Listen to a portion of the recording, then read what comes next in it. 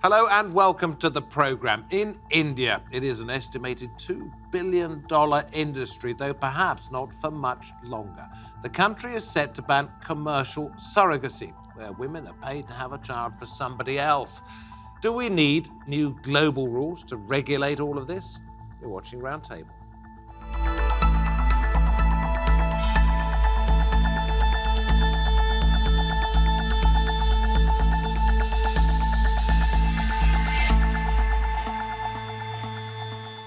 Hello from me, David Foster. In the United Kingdom, thousands of babies are born to surrogate mothers every year, but many hopeful parents from here and other Western nations choose to go overseas to find a surrogate mother, often to countries where the practice is unregulated.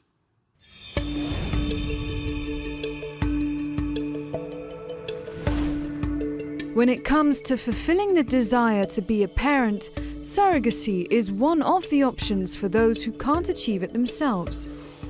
In the UK, surrogacy rates are rising, with over 2,000 babies being born by surrogates on behalf of British couples each year, and 95% of these births taking place overseas. The UK is one of the nations where surrogacy is allowed only on an altruistic, expenses-only basis, so it's a popular form of so-called health tourism. But many international surrogacy destinations remain unregulated. Biotexcom, an unregulated surrogacy agency in Ukraine, produces almost 1,500 babies every year. India was also a popular place for surrogacy tourism before it was banned in 2015. There are an estimated 3,000 clinics for Indian nationals. But now it's moving towards a blanket ban, ending an industry said to be worth $2 billion. So is it time for new international rules to regulate the practice of surrogacy? OK, first of all, we go to Sydney, Australia. Joining us there, Sam Everingham, who had two daughters via a surrogate. He is also Global Director of Growing Families, describes himself as a surrogacy educator. Moved to Joburg, South Africa now, and Amrita Pandey, the author of Wombs in Labour, taking a particular look at surrogacy in India. Sarah Jones with me here. She has been a surrogate mum herself 4 times, still planning another one, and Sarah Norcross, Director of the Progress Educational Trust, who sees it all as growing families. Fantastic to get you all here. Amrita, let me come to you first of all. 2014, you wrote this book about surrogacy in India. Now we're looking at a potential ban in that country. Have things worsened there? Things have changed a lot since I started doing research for my book, Wombs in Labour, because at that time, surrogacy was not regulated, but it was a booming industry in India, and most of the clients were coming from abroad. But since 2012, the first restriction was when so-called gay surrogacy was banned. Since then, it has been basically unraveling in India.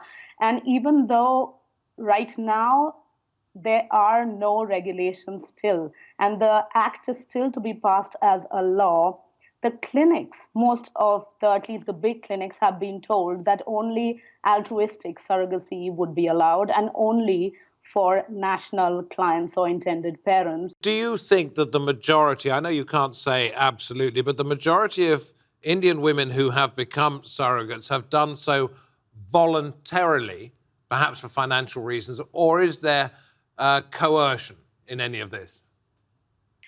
I would be able to speak mostly about the clinics that I've studied in the past decade, and there almost all the women that I have interacted with over the past decade have done it over and over again. They have done it voluntarily in some sense, but choice is a very sticky word, given that almost all of them are financially desperate. And this is one of the only choices, if we can call it that, available to them from a very narrow set of choices. Yeah, so they do get some money. Sam, I'll come to you in just a moment, but Sarah, let's talk about you.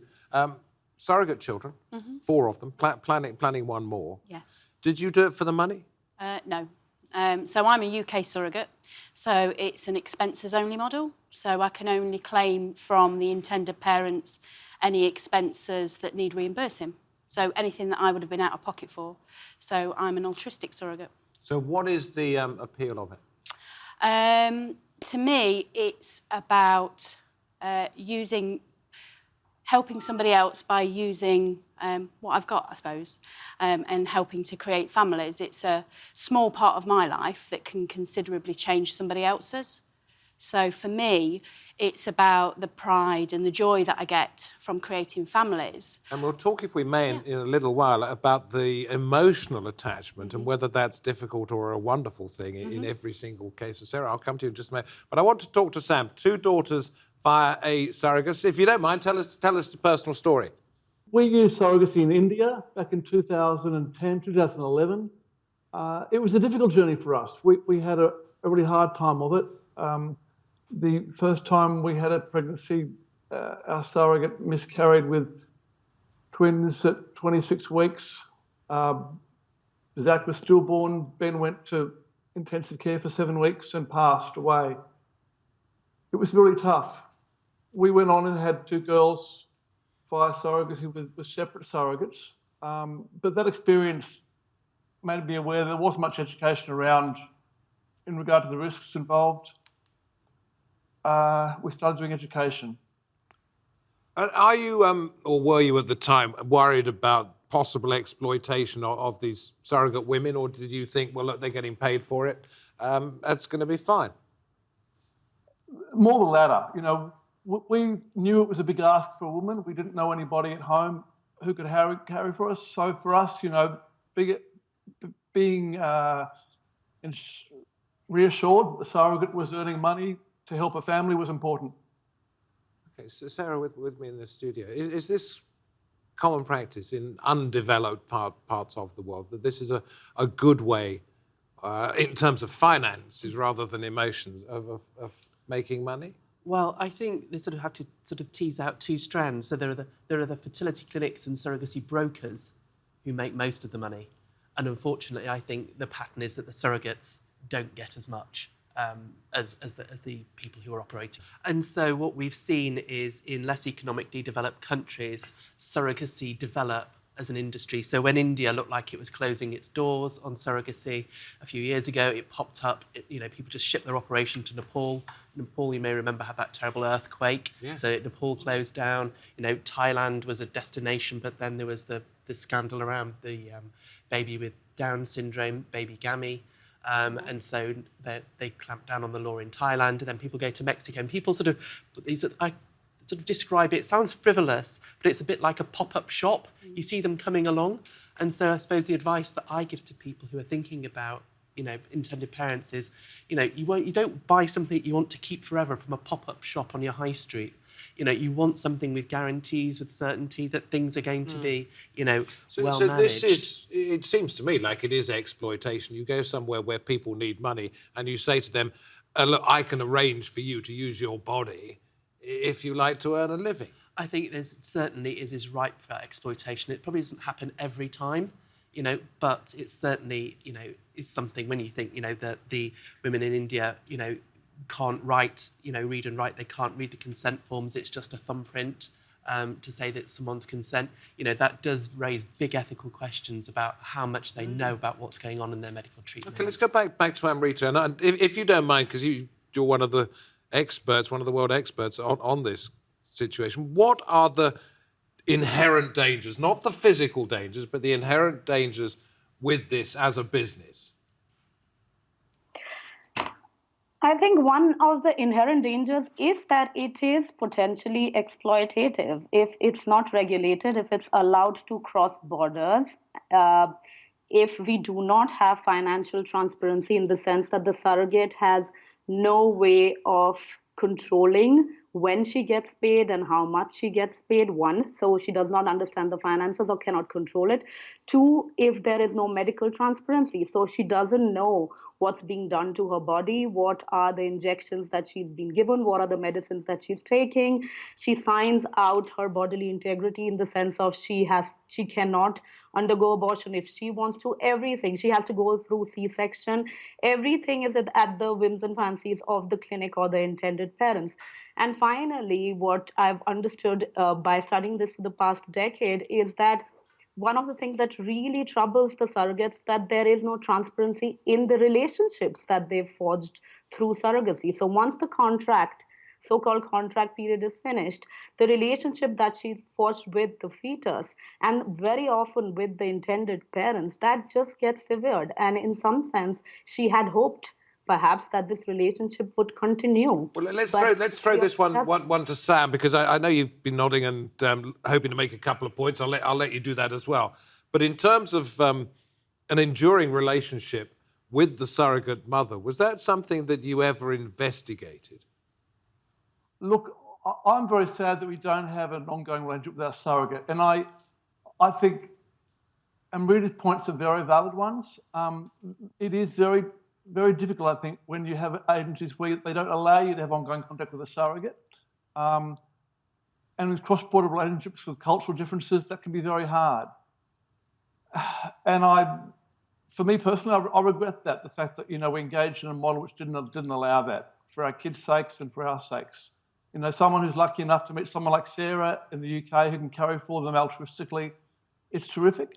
On the other hand, in terms of the exploitation angle, there are people who argue that not being able to pay a surrogate is exploitative because you're putting a woman through a lot of pain, a lot of difficult labour,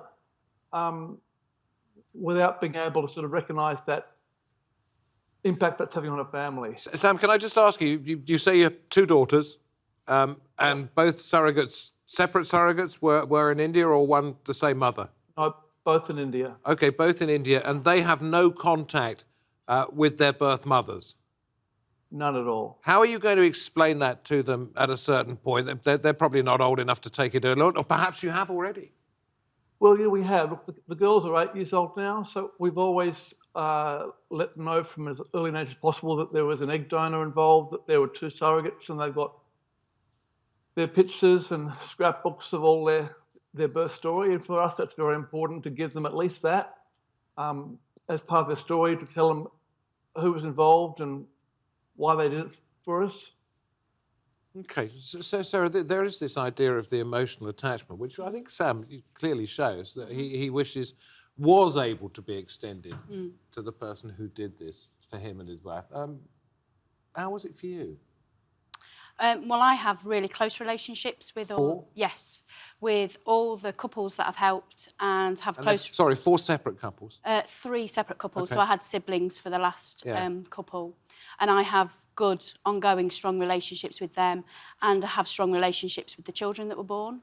They know who I am, they know what part I played in their life, and they have a relationship with my children as well. Just for those that don't understand it, explain how it works, because you don't just carry the babies, but you also provide the eggs, or not, or... The last 4 times I have been the egg donor as well. Yeah. So I've donated my own eggs and carried those children. So these are actually your children? Genetically? Yes. Yes, they're related to me. But you don't think of them that way, because you said genetically, yes, but... Yeah. I have 3 children. I have 3 children of my own that I you carried... have 7 of your own. This is a difficulty, isn't it? I have carried 7 children, but I am mum to 3 and I am surrogate to 4. It's difficult, isn't it? Well, it's not, David. Surrogates don't see themselves as being the mother of that child. They see themselves as an extreme babysitter for someone else's child. Yes, but what I'm wondering is, if let's say an egg was taken, and we'll have to get rather technical here, Sarah, you might be able to say the egg was taken from a different mother, transplanted into the womb of the surrogate mother, I could understand it entirely, because it's not yours, you are just acting as the incubator. But these are actually, Sarah, your children that you've given away to somebody else. And Sam, do you not see the difference? Look, I do, but there are many women around the world who are comfortable with that approach. Perhaps they've been egg donors before, and so they're used to sort of giving up their genetic material. For them, traditional surrogacy is just the next step, where they're giving a gift of not only their eggs, but their womb. Okay, so how does it have to be regulated? Let's talk to Amrita and to Sarah about this. Sarah, can I come to you first? So the situation in the UK is unsatisfactory at the moment. We've got a law that was passed in 1985, which is the year that the first mobile phone call was made in the UK, which sort of sets things into context about how much society has changed. Attitudes have changed. And when we passed that law, it was very much a knee-jerk reaction to what was called the baby cotton case, when a surrogate in the UK had a baby for a couple that she'd never met, but it was brokered through an American agency, and there was, outrage at this. And what did the law state that you now consider to be out of date? So there's lots of things around that. So it was determined that we wouldn't go down a commercial route, and I still support that. But they sort of went so far down that route that you're not allowed to advertise that you need a surrogate. So back in the old days, if you put a postcard up in the newsagent's window to say, "Oh, I'm desperate, I need someone to help me have a baby," that technically would have been a criminal offence. Obviously, now we've got the internet and people can put all sorts on Facebook and on Twitter. And how on earth is that managed? Okay, so that is it from the point of view of how difficult it can be to perhaps have a baby through a surrogate. But if it were regulated here and commercial, perhaps it would be very well organised and better for everybody concerned. Is that your thought? No, I really am opposed to going down the commercial route with this. I think the altruistic model that we have in the UK works well, where surrogates are paid their what's called reasonable expenses. And sometimes that creates a bit of uncertainty about what can be included in that package of reasonable expenses. But I think it allows a bit of flexibility for the intended parents and the surrogate to make an arrangement about what they think is reasonable and that both parties are happy with. Rita, this is where it becomes difficult in terms of getting any kind of international consensus on this, isn't it? Because women in poorer countries, less developed countries might do this because they desperately need the money. Women such as Sarah do it because they just like the idea of being able to give somebody something that they can't otherwise get. It would be impossible, pretty much, wouldn't it, to have some kind of international regulation? Exactly. I think there cannot be an international consensus, and it has been tried in several spaces, but consensus cannot happen. But I have to say that I agree with Sarah about the national laws. National laws around the world, I think, have been forged as knee-jerk reactions very often to surrogacy scandals, right? And nations have decided, all right, so we are going to shift this morally restrictive issue to some other country by banning it or making it altruistic in our country. What does that do? Very often, there are very few people who would really want to do it out of the desire to get pregnant. I know we have someone in the studio who has done it 4 times, but in my encounters with women across the world, the point is that there are not enough women who want to do it altruistically, right? And that's why people cross borders and go to countries where women need money and can and will do it for the money. And hence, the problem with the entire discourse around surrogacy right now is that nations are trying to restrict it and are trying to And so what will happen if and when they ban it in India? Well, we have seen what happens. So what happens when a country like India bans something is that either the whole thing goes underground and reduces the rights of surrogates even more and makes it even more unhealthy, moves it to smaller clinics, or it shifts it to the whole industry to another country in the global south. And as Sarah outlined, we're seeing that happening. Yeah, Sam, sorry, do jump in, please. We're already seeing Indian clients moving to Ukraine, to Georgia to do surrogacy, and it's not the ideal scenario. We really want people to do surrogacy in their own countries as much as possible. As Amrita says, these cross-border arrangements are fraught with difficulties in terms of the rights of the surrogate. Each country needs to take responsibility for coming up with a model that suits its cultural norms. And for the UK and Australia, that probably is an altruistic model, at least on paper. For other countries, it might not be. For the USA, we know that commercial surrogacy culturally is seen as quite appropriate. Without commercial surrogacy, do you think you would have the 2 daughters that you have now? Would you have been able to do anything on the altruistic side of things in your native Australia? Or was this the only way? Look, 5 years later, we would have. There's now been a significant growth in altruistic surrogacy in Australia. But back when we were doing it, it was very hard. There weren't many women coming forward at all. And as Amrita says, it's still a very hard process. There's still very few people like Sarah who will carry altruistically. They're extraordinary women, but we haven't got enough of them in the world. Sarah, I think, yes. yeah, I think one thing as well is that the more publicity that surrogacy gets in countries like the UK and Australia, the more women like Sarah are inclined to think about it. There are only 8 million babies that have been born worldwide through IVF in 40 years. So, the number that are born through surrogacy will be And you've had 4 of them. smaller. I have, yeah. And believe it or not, you're going to have another one. Or you hope. I hope so, yeah, through host surrogacy, so nothing to do with me at all. Not genetically related to me at all. Why are you doing that? Because It makes you feel good? the couple that I am hoping to be a surrogate for, I was their support worker through their first journey with their other surrogate who carried twins for them. And so we've been friends for maybe 6 years. So it just became quite natural for me to offer to help them because they're friends of mine. Yeah. Okay, and let's look at this. You first of all had one child who Yes. remained with you, the one that you consider you are mum My to. daughter, yes. Your daughter. Then you had 2 as a surrogate mother, then Yep. 2 more of your own, even Yes. though they are all your own, if you like. Then 2 more as a surrogate Yep. mum. What do they make of one another? They just consider themselves really close friends.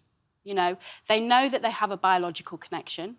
They understand that. Because they're half brother and half sister, aren't they? Genetically, they are, yes. So they know, they've always been told. All of the children have been raised with complete openness. It was never a story that the intended parents had to tell their children. They always just knew. So they always knew who I was. There's photos of me up in their nursery, regular visits. We maintain that relationship. Could have been awkward, though, couldn't it? Because you talked about 3 couples, 4 children, and Yep. then we will eventually have... Yep. No, I'm not involved. I'm not involved. There will eventually be 4 couples, Yep. 5 children. Now, if just one of those couples had actually wondered about telling their children or whatever, and they'd come looking for you later on, it could have gone wrong. How did that ever occur to you? No, because I'm with an organisation called Surrogacy UK, and their ethos is friendship first. So everybody that joins that organisation wants a lifelong relationship. So there are other arrangements that happen in the UK where people don't have a relationship. But because I signed up to an ethos that I very much believe in and know that the parents that I work with believe in that as well, there was never any worry on my part that we wouldn't have a long-term relationship. And the oldest surrogate child that I've carried is 15. And that has maintained for the last 15 years. So I can't see that stopping now. Research that's been done at the University of Cambridge into how the children of surrogates and the surrogates' children, they interact. And it just seems, quite normal and no problems. And that's I suppose if it's what you know, it's what you know. And that, they have a whole Yeah. range of things that they call each other and call the surrogate from auntie to tummy mummy, depending on their age, and all sorts of things like that. Sam, pluses and minuses. I'm guessing there are more pluses than minuses, but just take us through a few before we go. Well, so the pluses, as what Sarah talks about, is what we call screening of surrogates and intending parents. If they go through an organisation like Surrogacy UK, the screening in place to ensure that they're both on the same wavelength and that they know what they're doing, and they're well educated about things. What we can do at a global level is try and encourage countries to come up with screening frameworks where both surrogates and intending parents are all adequately screened before they're allowed to progress. And what about That's not- pluses and minuses from a personal perspective? I'm saying I don't think there'll be too many minuses, but the pluses for you are obvious. You've got 2 beautiful children. Does this way make it even more special? Oh, it does, because we went to huge efforts to get there. We moved heaven and earth to make it happen, and we pushed on when there were huge obstacles and tragedy. The downsides are we haven't got a relationship with either our egg donor or our surrogates who we worked with. So they're the big parts. And on the upside, the kids have a relationship with India now. They've got sort of a cultural connection to India. So for us, there's more upside for downsides, but it's certainly not the ideal. Okay. Rita, last word from you. We really don't have very much time. All of the problems that have been outlined, they're not going to change, are they? They're not going to change. I think what we need is what we've been discussing is national regulation. So countries have to take onus, but also we need international guidelines. And the international guidelines need not be about consensus amongst all the nations. It can be about international guidelines on best practices. And if you sign into that kind of a convention or guidelines, you have to make sure that within your nation you follow certain best practices. And it can be done. It has been done with international adoption. For instance, there are problems with that convention, but signatories to that convention have worked it out, right? So I think something like surrogacy cannot be dealt with. The problems cannot be dealt with within one nation. There has to be national regulations, but also international dialogue and international guidelines on best practices. Thank you very much indeed. Great to have you on. Fascinating subject. We wait to see what might happen in India, but the fear perhaps is that if it is banned there, it will just move underground elsewhere and become an unhealthy practice, both financially and in terms of the surrogate mothers as well. Thank you for watching Roundtable. From me, David Foster. Goodbye for now. Hope to have your company next time.